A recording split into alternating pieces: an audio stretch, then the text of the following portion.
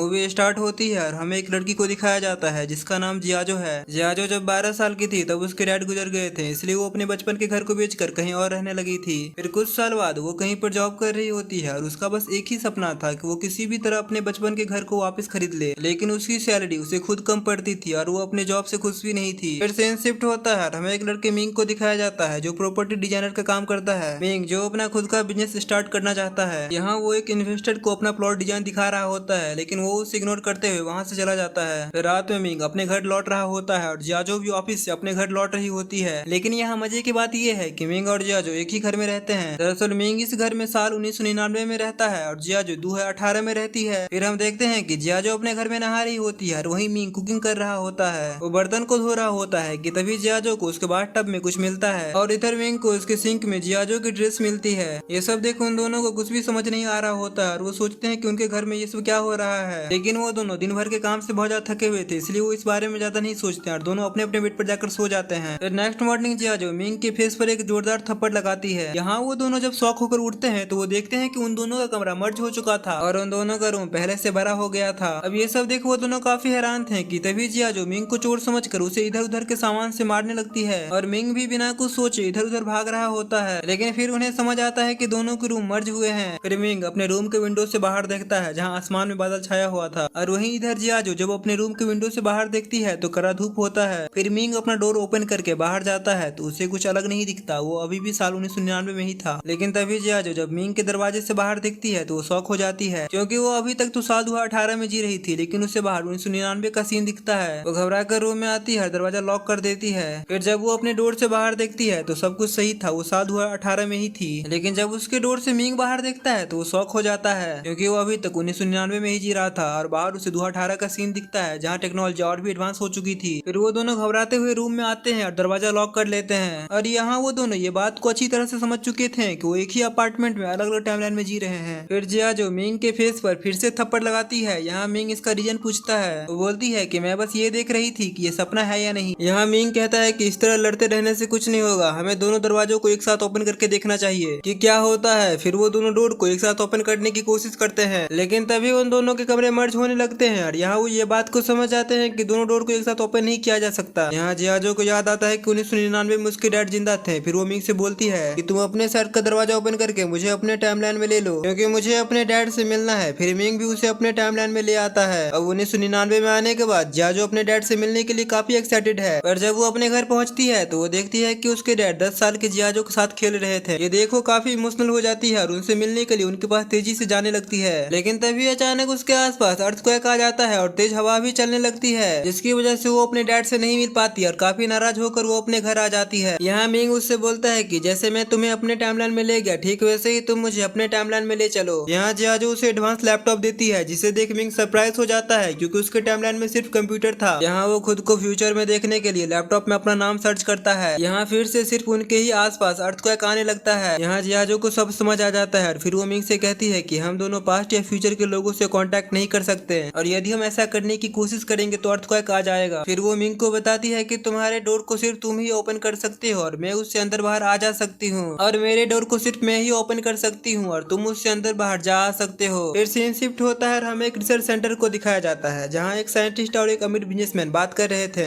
यहाँ वो साइंटिस्ट कहता है कि मैंने टाइमलाइन को क्रिएट कर लिया है, लेकिन वो टाइमलाइन यहाँ नहीं आकर इसी सिटी में कहीं और क्रिएट हो चुका है और हमें किसी भी तरह उस जगह को ढूंढना होगा। लेकिन उस बिजनेसमैन के दिमाग में बस एक ही बात चल रही होती है कि उस टाइमलाइन के जरिए कैसे बहुत ज्यादा पैसा बनाया जाए। फिर मीटिंग खत्म हो जाती है लेकिन बिजनेसमैन का फेस नहीं दिखाया जाता है। फिर इधर रात हो जाती है लेकिन मिंग और जियाजो को नींद नहीं आ रही थी। यहाँ जियाजो कहती है कि मेरे डैड मुझे छोड़कर ऊपर चले गए इसलिए मैं इस सिचुएशन में फंस गई हूँ। मुझे जब भी उनकी याद आती है तो मैं उनके कार की को देखते रहती हूँ और लोन ना चुकाने की वजह से मेरे बचपन का घर भी मेरे हाथ से निकल गया है, लेकिन मैं उस घर को किसी तरह से वापस लेकर रहूंगी। और रात भर वो लोग ऐसे ही इमोशनल बातें करते रहते हैं। फिर नेक्स्ट मॉर्निंग वो अपने अपने टाइमलाइन में ऑफिस के लिए निकल जाते हैं। जियाजो किसी अमीर इंसान के साथ शादी करना चाहती थी लेकिन उसके कुछ कंडीशन थे। उससे शादी करने वाला आदमी यदि उसका घर खरीद कर देता है तो ही वो उससे शादी करेगी और इसी कंडीशन के साथ वो कई लोगों को डेट भी करती है, लेकिन उसका कंडीशन कोई नहीं मानता। फिर ऐसे ही कुछ दिन बीत जाता है और उसे एक अमीर आदमी मिलता है जो उसके कंडीशन से सहमत था, लेकिन वो जियाजो से उम्र में काफी बड़ा था और बहुत अजीब बातें भी करता था।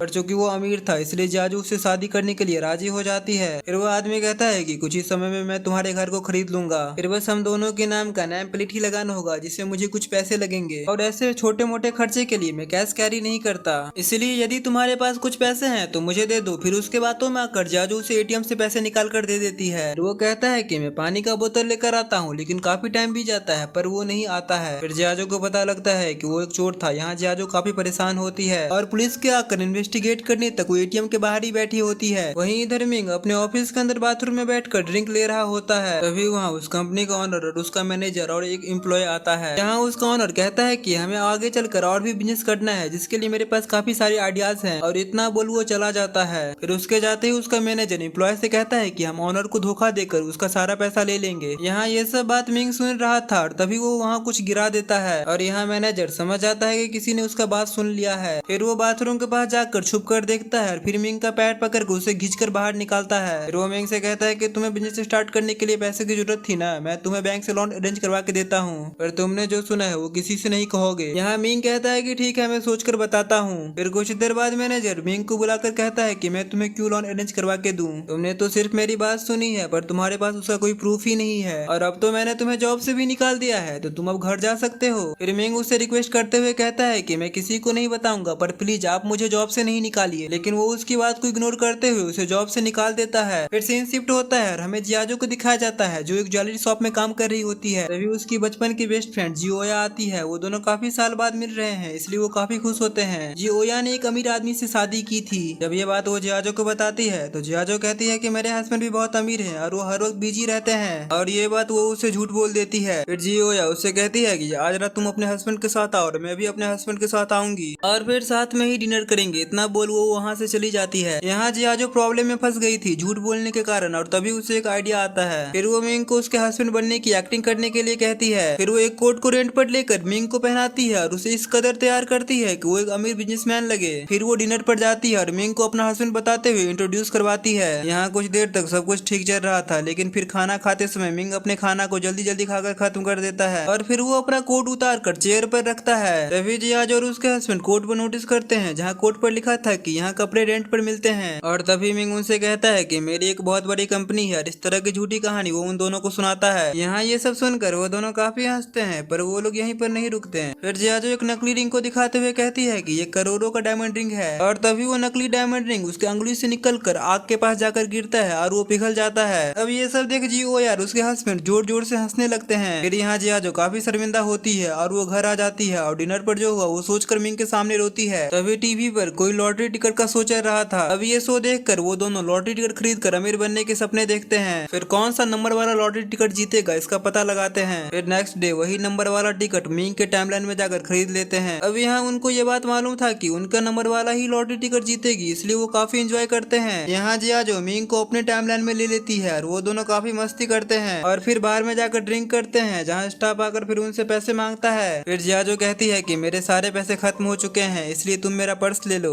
और कल मैं आकर तुमको पैसे देकर ये पर्स ले लूंगी। फिर नेक्स्ट मॉर्निंग वो दोनों लॉटरी टिकट का रिजल्ट जानने के लिए काफी एक्साइटेड होते हैं और यहाँ उनकी लॉटरी टिकट ही विन करती है, लेकिन तभी अचानक उनकी लॉटरी टिकट में से नंबर ही गायब हो जाता है। फिर वो दोनों काफी उदास हो जाते हैं और वो ये बात को जान गए थे कि वो अपने फ्यूचर को चेंज नहीं कर सकते। फिर जियाजो रेस्टोरेंट में जाकर अपना पर्स वापस मांगती है, जहाँ स्टाफ कहता है कि पहले पैसे दो, लेकिन उनके पास तो पैसे होते ही नहीं है। और फिर वो दोनों नाराज होकर घर लौट रहे थे कि तभी उन दोनों की नजर एडवर्टाइजमेंट स्क्रीन पर पड़ती है, जहाँ वो मिंग को देखते हैं जो 2018 में रहने वाला मिंग है, जो एक अमीर बिजनेसमैन होता है। यहाँ मिंग फ्यूचर मिंग को देखकर शॉक हो जाता है और वो सोचता है कि मैं फ्यूचर में इतना अमीर कैसे बन गया। फिर वो दोनों जहाँ फ्यूचर मिंग इंटरव्यू दे रहा था वहाँ पहुँच जाते हैं और मिंग फ्यूचर मिंग से मिलने की कोशिश करता है कि तभी फिर से अर्थक्वेक आ जाता है और वो प्रोग्राम भी कैंसिल हो जाता है। यहाँ फ्यूचर मिंग को जियाजो को देखकर ऐसा लगता है कि वो जियाजो से पहले भी मिल चुका है। यहाँ जियाजो के साथ बिताए गए वक्त उसे याद आने लगते हैं। फिर यहाँ मिंग स्लिप होकर नीचे गिरता है और इस दौरान उसके हाथ पर चोट आती है और तभी फ्यूचर मिंग के हाथ पर भी वही चोट आती है। यहाँ हमें पता चलता है कि मिंग जो भी करेगा वो फ्यूचर मिंग को भी इफेक्ट करेगा।